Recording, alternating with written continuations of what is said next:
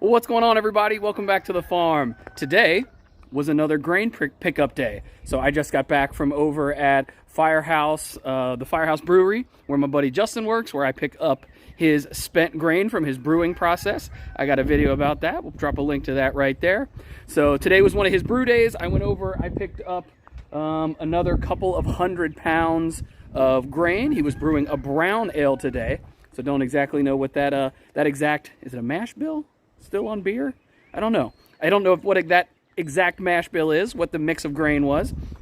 We got that picked up and gonna get it offloaded here, and then I am going to make some spent grain popsicles as little treats for the chickens. So we'll show you guys all of that here, and we'll get Brisket out of the back of the truck.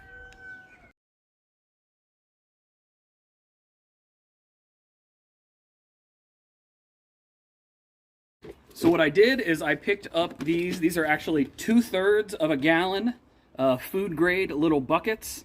Found them on Amazon. 10 of them was 23 and some change dollars, so a little over $2 a piece. But this was like the cheapest container in a bigger size that was food grade that I found on Amazon. And so I am going to use these to freeze the bricks of the spent grain. So you could really do this with any kind of grain. You know, I just happen to get the spent grain for free, so this is what makes sense for me to do. But you could do this with like regular scratch grains, and you could soak them and just freeze them wet as the scratch grains, or you could soak them to ferment them, which would, the fermenting brings up the protein content, and then you could freeze them and make little popsicles that way. So I am going to get these packed into here. Don't know what I'm going to use yet. I'm going to find something to try to tamp this down. Probably just use my hands, get dirty. Find something to tamp this down to get it compressed inside the bucket so it freezes real solid. Well, as solid as possible. And then we will take them into the barn here and get them started chilling down.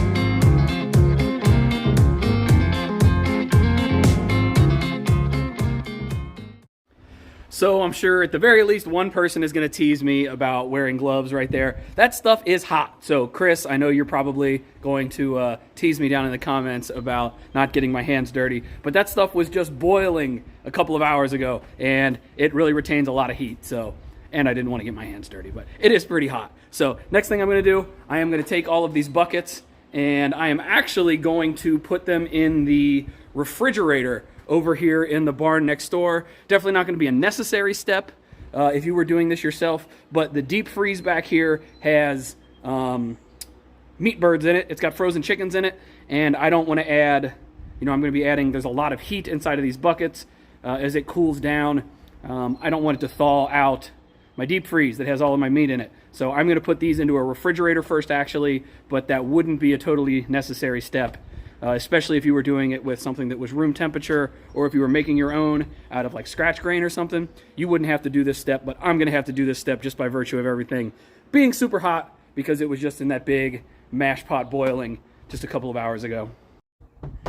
One last thing I'm going to point out, I don't know if you noticed in that time lapse, but I did fill the first couple all the way up to the top, and then as I was filling the rest, I thought about it.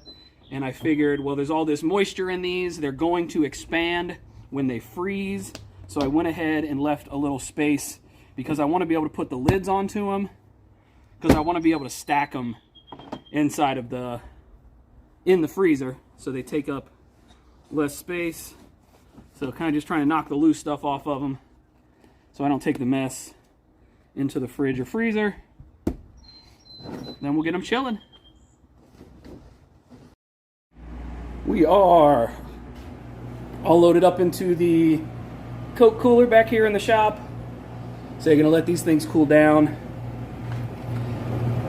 See already, they've only been in there a few minutes. It's already brought the temperature up. We were below 40. Of course, the door was open. That let it go up some too. But they've been in there for a few minutes already, and it's doing just what I thought it would. You can see all the condensation from all the moist heat going on in there. So that's why we didn't want to put it straight into the freezer because I said it would have warmed it up in there too much and probably thawed out some of our chicken and venison. But I don't know if I said it. We are going to let that go. I am going to let that go and cool down overnight. And then tomorrow morning before I head to work, I'm going to get it thrown into the deep freeze. And then hopefully by the time I get home, one will be ready to take and feed it to the, there we go, feed it to the girls over there. So, see you then. All right, well, we're fast forwarded a couple of days into the future here. And all of the, change the angle a little bit. All of our containers are frozen solid. Got them in the deep freeze here. So, gonna take this bad boy over to the coop and see how the girls like their little frozen beer treat. It's a hot day, so I am sure they are gonna go crazy. Get a little B-roll for you as we're walking over to the coop. The pond is almost full. It's probably about 4 or 5 inches below pool.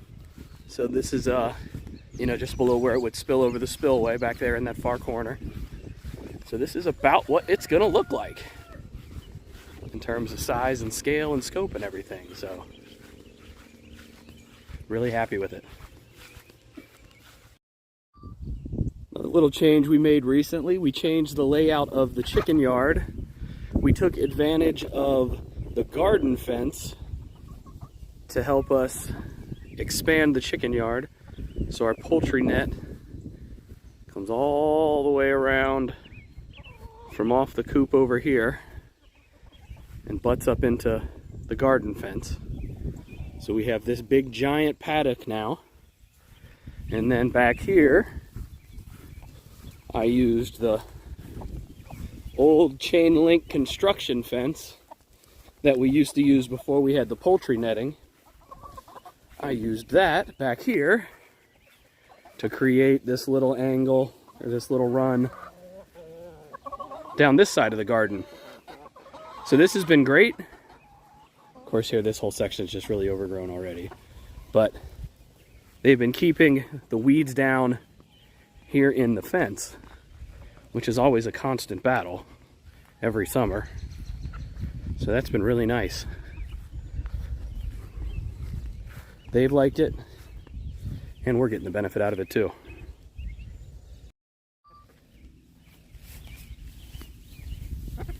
This is pretty frozen solid. Hey, hey, hey. Made me jump. This is pretty frozen solid, so we'll have to see if it, how easy it comes out of here. Oh. Boom.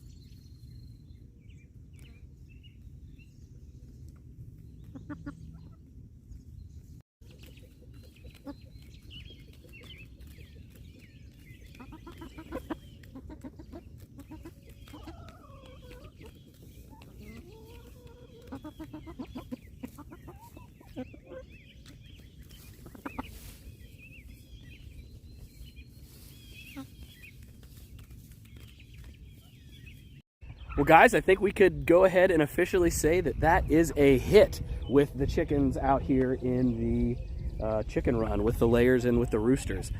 This is a great way for me to be able to expand the shelf life of the spent grains. I think I've made mention of it already. They do go bad relatively quickly. They start to mold usually within like 4 or 5 days, especially now that it's starting to get warmer out.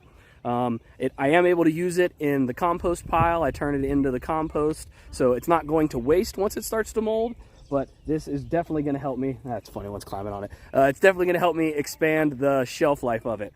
So hopefully you guys enjoyed this video. Fun little one on making frozen chicken treats out of beer, making it out of beer.